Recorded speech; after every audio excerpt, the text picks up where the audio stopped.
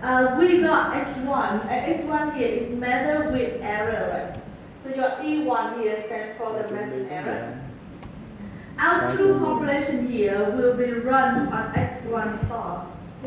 But because we do not have x1 star, right, we run it on x1. We run it on x1, so this is our estimated regression.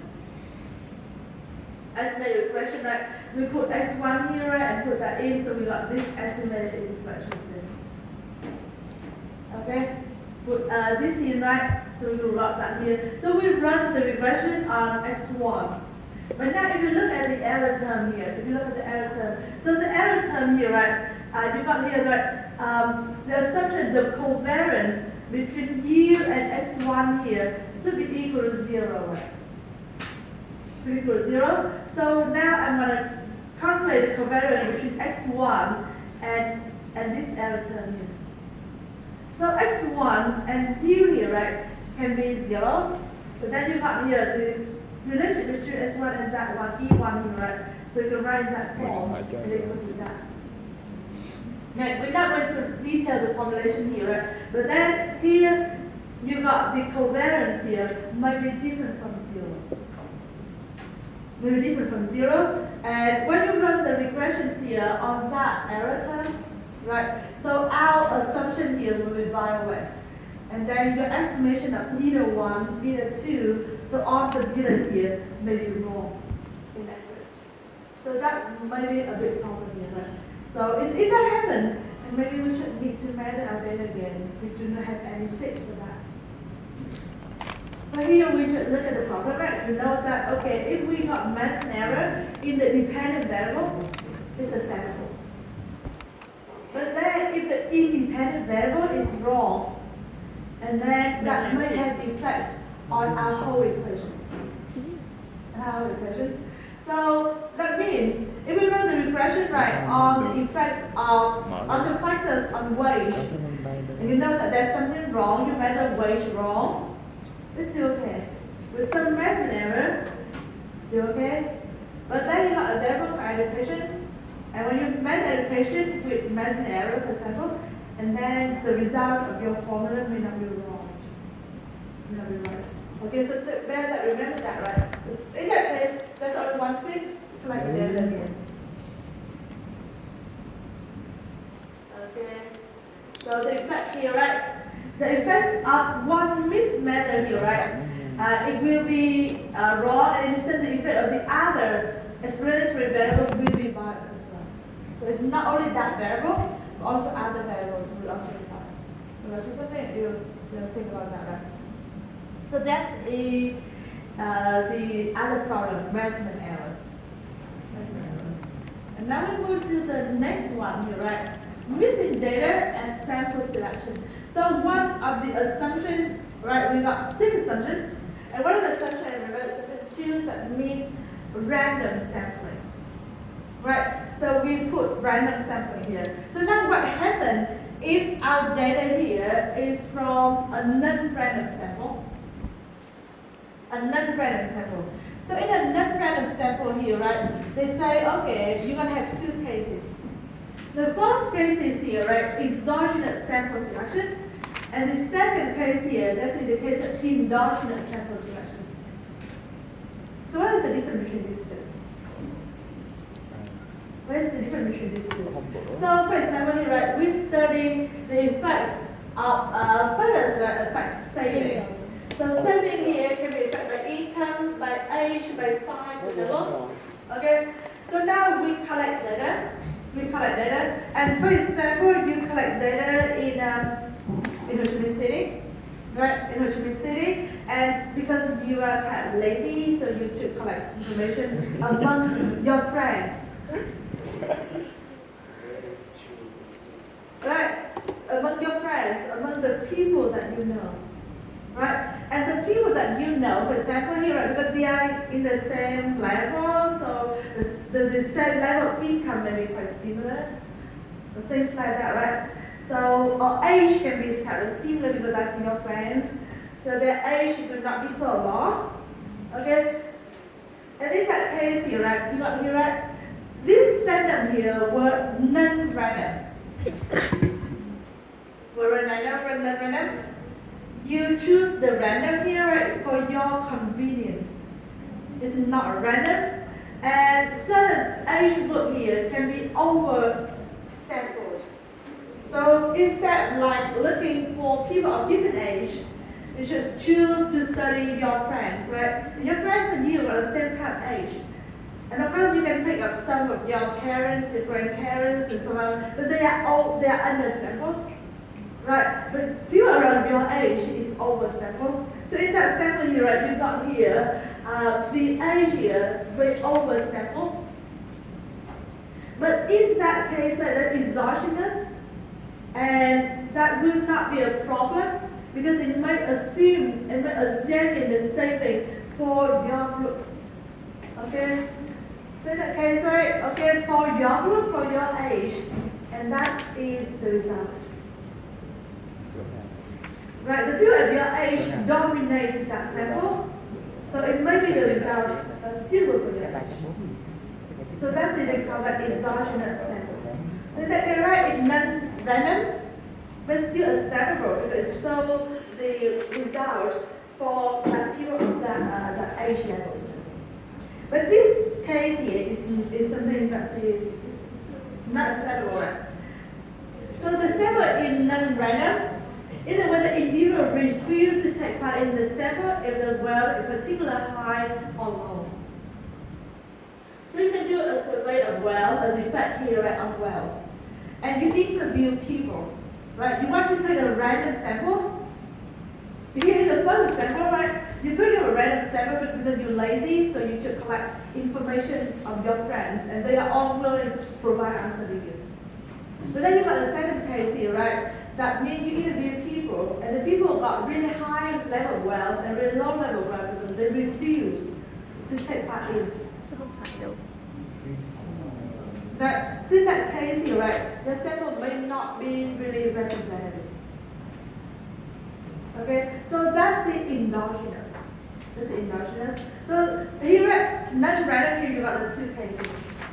You got the two cases. This study, for example, the factors that affect the GPA of students. Right, so how well students perform, for example, you study factors and then you do random, a random sample of your friends. But it's just like in your class, in your years, or just within the University of Economics of University of Chicago. Right? So it's not really representative for all the students here, right? But that's still acceptable because at least it shows that, okay, here, or in Ho Chi Minh University, Economics University, what other factors affect GPA. So that's exogenous. But then the same, right, for the same GPA, you interview people, and some students got really low GPA, and they didn't want to participate in your survey. Right, so that's the endogenous. They didn't want to participate, okay, because they got really low GPA, they didn't want people to know what the GPA is, and then the further explaining that, right, so they refused to take part in the survey. Right, and then in your survey, what led is just students got high GPA only, for example, so that's the bias. That's the bias, right? That's the bias. Because these are the factors that are going to affect GPA, right? And you choose the people that got only high GPA, for example. So what I want to emphasize here is how to get it exogenous or endogenous. In the first sample, right? You study the GPA of Ho Chi Minh City, of students in Ho Chi Minh City. But because you're lazy, so you collect information of just, the University of Economics only, right? So that's the majority. And then you collect some samples from other universities, right? They're in minority. Okay? But then you got the GPA, like which is the independent variable, the dependent variable, right? Going to where?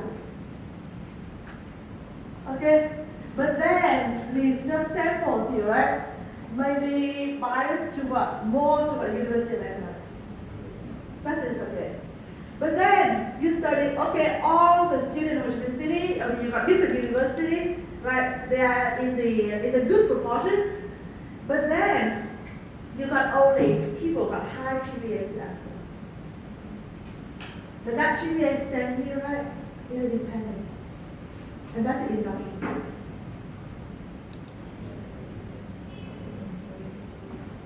Dependent, right? So that's the endogenous.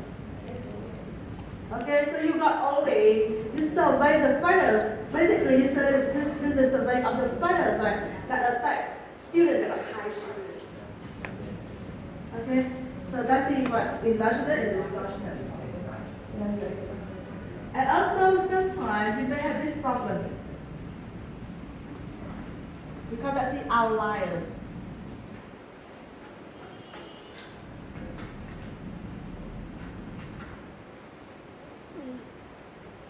Okay, so here, right, we study here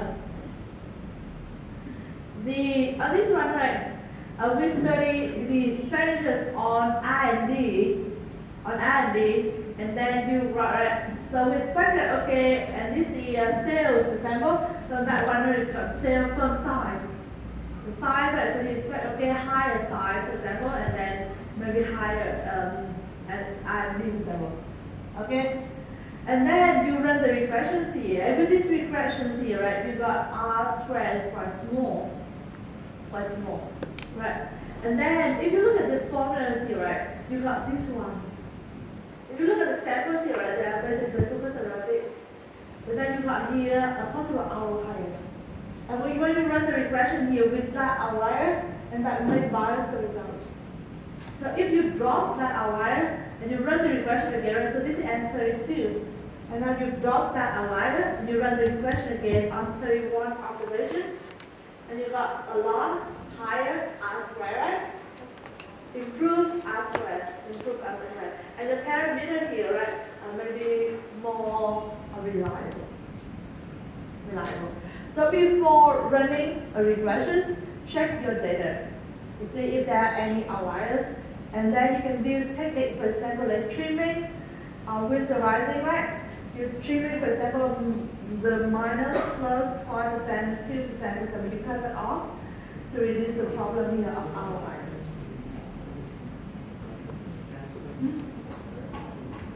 Oh, it depends on your data. It depends on your data. You can choose how many, like 2 or minus plus 2 or minus plus 5, for example. So it depends on the data. And you can decide when you decide to trim the outliers here. Yeah.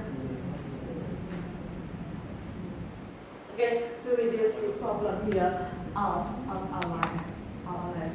Okay, so that is something that you need to remember in chapter 9. So in chapter 9, right, firstly, that's in misspecification, the functional misspecification, right?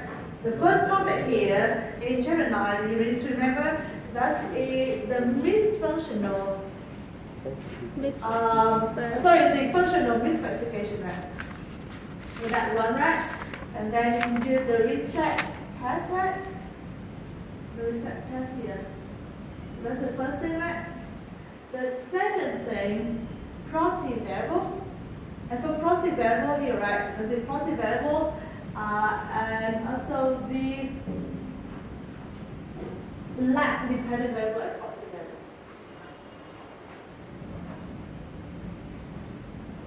Okay, so that's the second thing. The next thing, that will probably under measurement error. Probably under measurement error, and basically you're gonna have problem if you got measurement error in the independent variable, explanatory variable. Now that's number 3, right? And the last one here, that's the outlier and missing data and sample selections. So when the data is non-random, for example, so whether it's going to be a problem, yes or no, right? No, if it is exogenous, then yes, it is endogenous. Okay, so these are the topics that you need to remember in chapter 9.